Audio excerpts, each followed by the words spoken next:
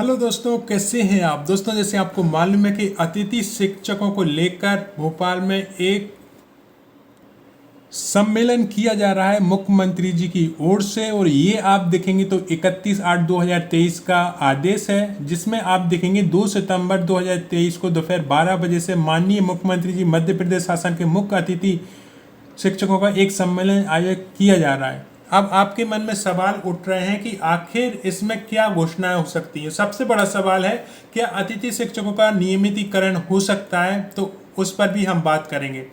तो पहले हम ये देख लेते हैं कि आखिर आपको लाभ क्या मिल सकता है।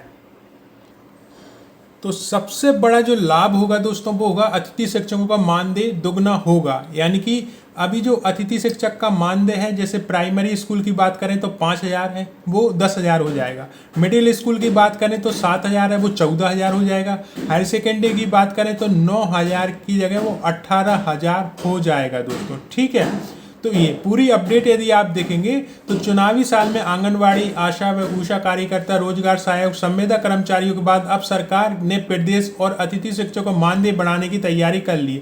अतिथि शिक्षकों को मानदेय दोगुना किया जाएगा। सीएम श्री शिवराज सिंह चौहान जी शनिवार को अतिथि शिक्षक महापंचायत में मानदेय में बढ़ोतरी घोषणा कर सकते हैं। अतिथि शिक्षक महापंचायत का आयोजन राजधानी के लाल परेड ग्राउंड में किया जाएगा। प्रदेश में अतिथि शिक्षकों की संख्या करीब 60,000 है। सूत्रों का कहना है कि प्राइमरी स्कूल में पढ़ाने वाले अतिथि शिक्षक जो है, मानदेय सभी का दुगना होने वाला है। अब यहाँ पर देखें तो अतिथि शिक्षकों की भर्ती से वरीयता देने के समेत अन्य सुविधा देने की घोषणा सीएम चौहान कर सकते हैं। यानी अतिथि शिक्षकों को जो रिजर्वेशन मिलता है, अभी 25% रिजर्वेशन है, वो भी बढ़ सकता है दोस्तों। ठीक है, शिक्षा विभाग ने अतिथि शिक्षकों को मानदेय बढ़ोतरी के संबंध प्रस्ताव तैयार कर मुख्यमंत्री सचिवालय को भेज दिया है। तो ये अभी तक की जो कर्मचारी को सौगातें मिली हैं वो आपके सामने है। यहाँ पर आप देखेंगे तो नियमित कर्मचारी को समान वेतन, उनका प्रतिवर्ष नवीनीकरण का नियम समाप्त किया जाए, ऐसे बहुत सारे जो हैं यहाँ पर डिसीजन लिए गए हैं। अब मेन बात पे आते हैं, क्या अतिथि शिक्षकों का नियमितीकरण होगा दोस्तों। तो हमारे जो शिक्षा मंत्री जी हैं, उनसे ये सवाल विधानसभा में पूछा गया था और सवाल यही था, क्या अतिथि शिक्षकों के नियमितीकरण के संबंध में सरकार ने कोई नियम बनाया है। तो हमारे जो माननीय शिक्षा मंत्री जी थे, उन्होंने जवाब दिया था विधानसभा में कि ऐसी कोई भी पॉलिसी अभी तक नहीं बनाई गई। पॉलिसी से मतलब होता है कि ऐसा कोई नियम नहीं बनाया गया है, क्योंकि वो विधानसभा में पारित होकर फिर लागू होता है दोस्तों।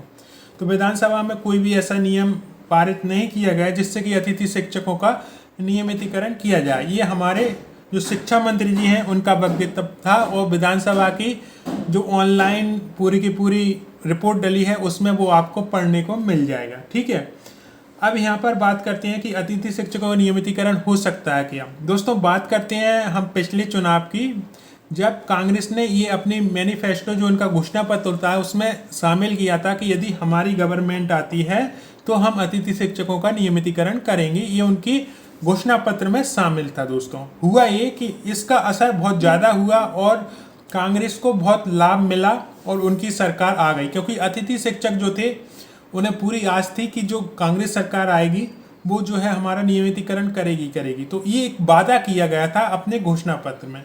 तो अब बाद में फिर वो जैसे सरकार चेंज हो गई, तो हो सकता है कि ये वादा फिर से किया जाए, क्योंकि आगे चुनाव आ रहे हैं। तो वर्तमान की स्थिति में आपका नियमितीकरण तभी हो सकता था जब हमारी वर्तमान की सरकार विधानसभा में ये नियम पारित करके लागू कर देती। ठीक है, तो वो हुआ नहीं है अभी तक, लेकिन हाँ, आपका मानदेय बढ़ जाएगा। आपकी जो भर्ती परीक्षा होती है, जैसे जो भी निकलती है, उनमें हो सकता है रिजर्वेशन भी बढ़ा दिया जाए अतिथि शिक्षकों। दो काम हो सकते हैं, मानदेय तो बढ़ेगा ही बढ़ेगा।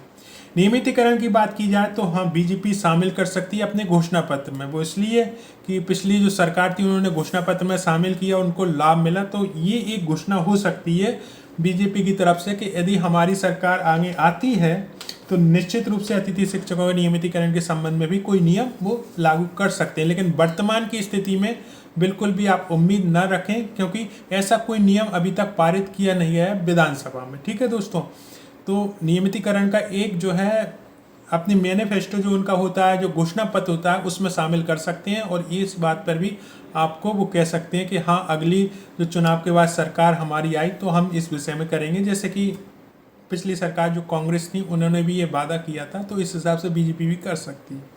बाकी कि मेरे हिसाब से जो है वो है, और ये बातें मैं इस आधार पर बता रहा हूँ दोस्तों कि जो माननीय हमारे शिक्षा मंत्री जी हैं, उन्होंने जो विधानसभा में अपना जवाब प्रस्तुत किया है, उस आधार पर मैंने ये बात कही है।